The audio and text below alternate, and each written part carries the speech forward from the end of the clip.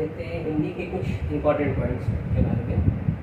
पत्रकारीय लेखन के विभिन्न रूप और लेखन प्रक्रिया, इसमें क्या क्या चीज़ आता है। सबसे पहले पत्रकारीय लेखन और सृजनात्मक लेखन में अंतर हम देखते हैं।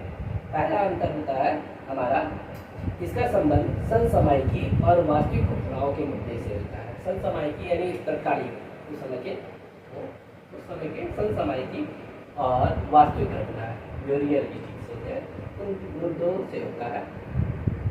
सृजनात्मक लेखन में वही चीज़, इस लेखन में कल्पना को भी स्थान दिया जाता है, इसमें कल्पना को नहीं दिया जाता है। इसमें सृजनात्मक में कल्पना को स्थान दिया जाता है। दूसरा पॉइंट आता है हमारा, यह अनिवार्य रूप से तत्कालिक और पाठकों की रुचियों और ज़रूरतों को ध्यान में रखकर किया जाता है। उस समय की तत्कालिक घटनाएँ हैं और पाठक जो पढ़ने वाले होते हैं उनकी रुचियों को ध्यान में रखकर ये जो है पत्रकारीय लेखन किया जाता है। जबकि सृजनात्मक में है, इस लेखन में लेखक पर बंधन नहीं होता और काफ़ी हद तक छूट रहती है, क्योंकि इसमें कल्पना का स्थान होता है। इस वजह से इसमें कोई बंधन नहीं होता है और काफ़ी हद तक छूट रहती है। दो पॉइंट्स हैं हमारे डिफरेंस के लिए। फिर पत्रकार के प्रकार कितने होते हैं, कितने तरह के पत्रकार होते हैं। 3 तरह के पत्रकार होते हैं। पहला होता है पूर्णकालिक पत्रकार, दूसरा होता है अंशकालिक पत्रकार और तीसरा होता है फ्रीलांसर पत्रकार। अब पूर्णकालिक पत्रकार क्या होते हैं?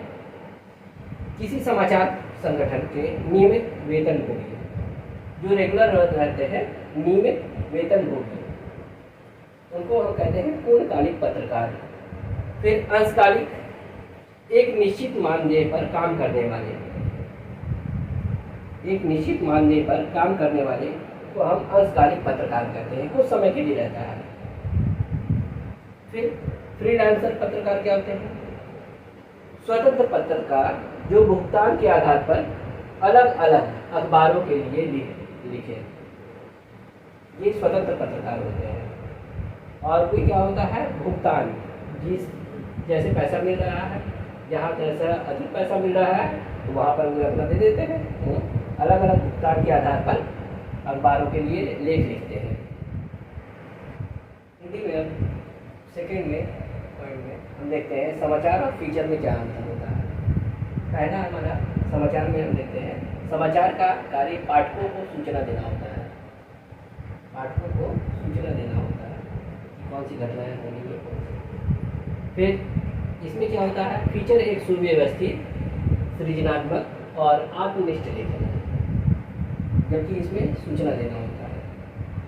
सेकंड पॉइंट हम देखते हैं कि इसका उद्देश्य पाठकों को ताज़ी घटना से अवगत कराना होता है। जो रिसेंट की घटनाएं घटी हैं हमारे आसपास, उस घटनाओं से अवगत कराना जो पाठक है।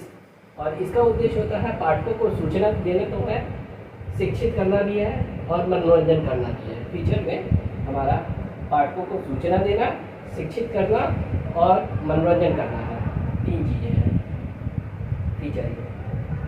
थर्ड पॉइंट में हम देखते हैं, इसमें शब्द सीमा होती है, शब्दों की इसमें निश्चित सीमा होगी और फीचर में वहीं पर कोई शब्द सीमा नहीं होगी। अच्छे फीचर के लिए 200 से लेके 2000 तक शब्द जो होते हैं।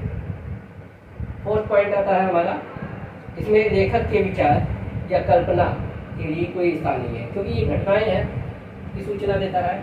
इस वजह से कल्पना का इसमें कोई भी स्थान नहीं होता। और इसमें ये लेखक की कल्पना और विचारों का भी को भी स्थान मिलेगा।